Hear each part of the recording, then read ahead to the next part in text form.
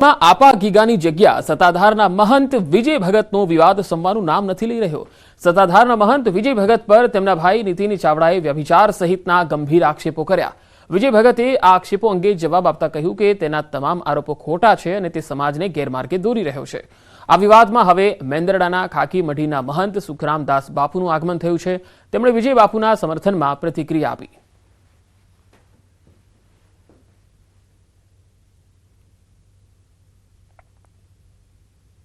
નિવેદનમાં ઘણા લોકોને માર્યા છે એનું આપણે વિસ્તૃત એનું વર્ણન કર્યું છે। એ અપેક્ષા છે કે એના બધા ગોરખધંધા બંધ કરી દે, ધાક ધમકા પણ બંધ કરી દે।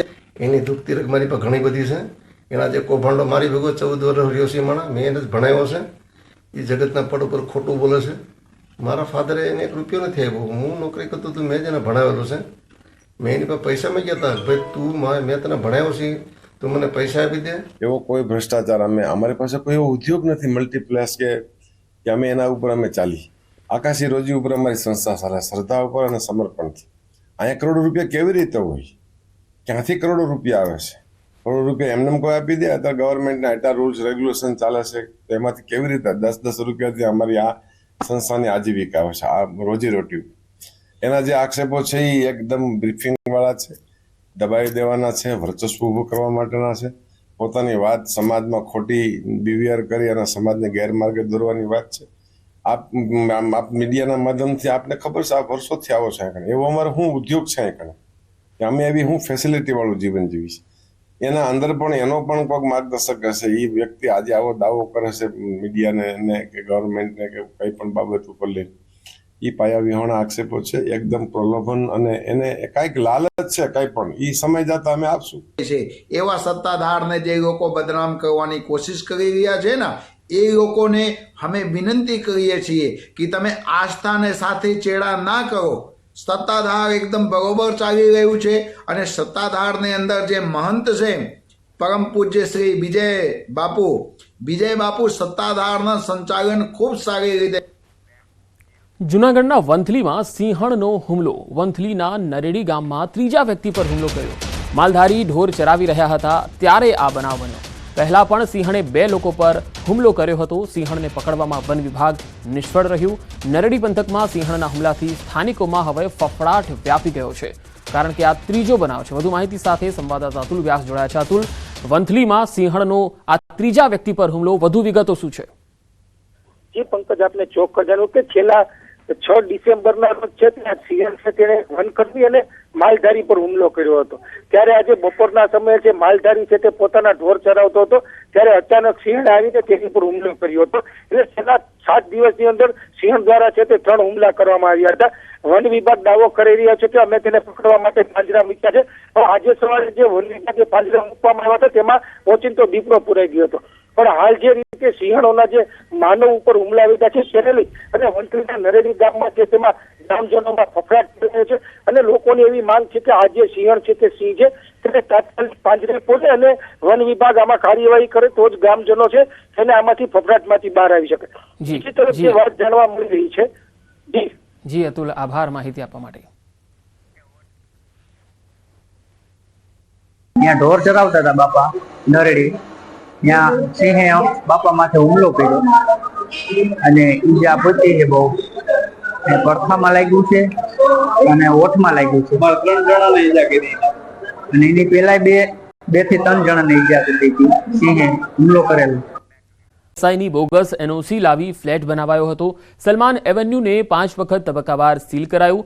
6 માળની સલમાન એવન્યુમાં ઉપરની 2 માળ ગેરકાયદેસર હોવાનું જાણવા મળ્યું હતું, ત્યારે હવે 8 જેટલા ફ્લેટને તોડી પાડવામાં આવશે। એનઓસીનો ઇસ્યુ ચાલુ છે એ બીજા 2 માળના પૂરતો જ છે અને 2 માળના બાંધકામ પૂરતો જ છે। બાકી અત્યારે જે 2 માળનું ડિમોલેશન થઈ રહ્યું છે એના માટે કોર્ટના અંદર હિયરિંગ ચાલુ છે। કોર્ટના અંદર જે અમારા વકીલ છે આ બિલ્ડિંગના એ લોકો ગયા છે, જે બિલ્ડિંગમાં રહેતા સ્થાનિક લોકો ગયા છે। ડીવાયએમસી રમ્ય ભટ્ટ સાહેબ જોડે સવારે મારે વાત થઈ મ્યુનિસિપલ કમિશનર સાહેબ જોડે મારે સવારે વાત થઈ કે તમે ડિમોલેશન કરો છો બરોબર છે, પણ જે વ્યક્તિઓ અત્યારે રહે છે એમને કોઈ પણ જાતની નોટિસ આપવામાં નથી આવી. બિલ્ડરે પૂરેપૂરી કોશિશ કરી છે અને એમને ફેક એનઓસી મળવાના કારણે એમણે ચોથો અને પાંચમો અને છઠ્ઠો માળ બનાવ્યો છે, પણ એએમસીએ કંઈક એનઓસીને ચેક કર્યું નથી અને ડાયરેક્ટ પરમિશન આપી દીધી છે. એના પછી પણ બિલ્ડિંગ બની છે. હવે એએમસીનું કહેવું એવું છે કે ભાઈ અમે એનઓસી ચેક કરી નહોતી, એટલે અમારા બિલ્ડરની લગભગ કોઈ એવી ભૂલ નથી. એએમસી દ્વારા એક પોતાની ડિમોલિશનની કામગીરી માટે પોલીસ પાસેથી બંદોબસ્ત માંગવામાં આવ્યો હતો, જે પોલીસ બંદોબસ્ત સુરક્ષા માટે, સરકારી કર્મચારીઓની સુરક્ષા માટે અને કાયદા અને વ્યવસ્થા માટે ફાળવવામાં આવ્યો છે. એક એસીપી અધિકારીઓ અને પોલીસ ગણીને લગભગ 122 લોકોનો અહીં બંદોબસ્ત થાય છે. તો મેં અહીંયા માત્ર સુરક્ષાલક્ષી બંદોબસ્ત પૂરો પાડ્યો છે, કર્મચારીઓની સુરક્ષા અને બસ કાયદો વ્યવસ્થા માટે.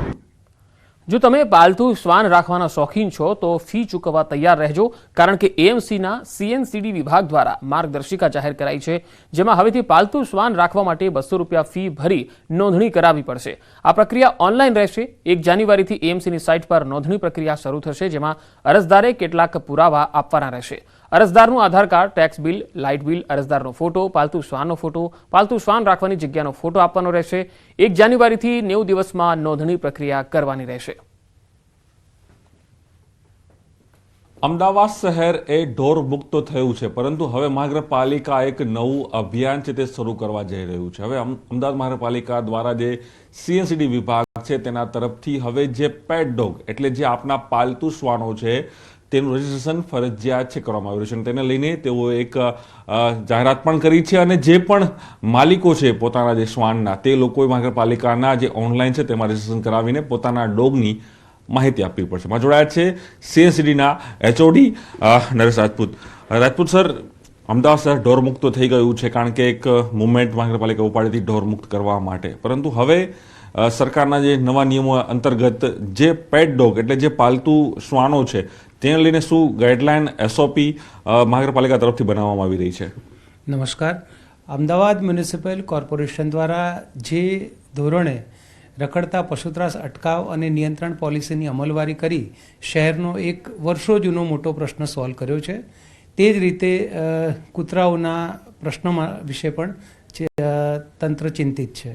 ભારત સરકાર દ્વારા એનિમલ બર્થ કંટ્રોલ રૂલ્સ 2023 અને national action plan four rabies free city 2030 એવા એક્શન પ્લાન મંજૂર કરી દરેક રાજ્ય અને દરેક મહાનગરપાલિકાને આના ઉપર કામ કરવા માટેની સૂચનાઓ અપાયેલ છે.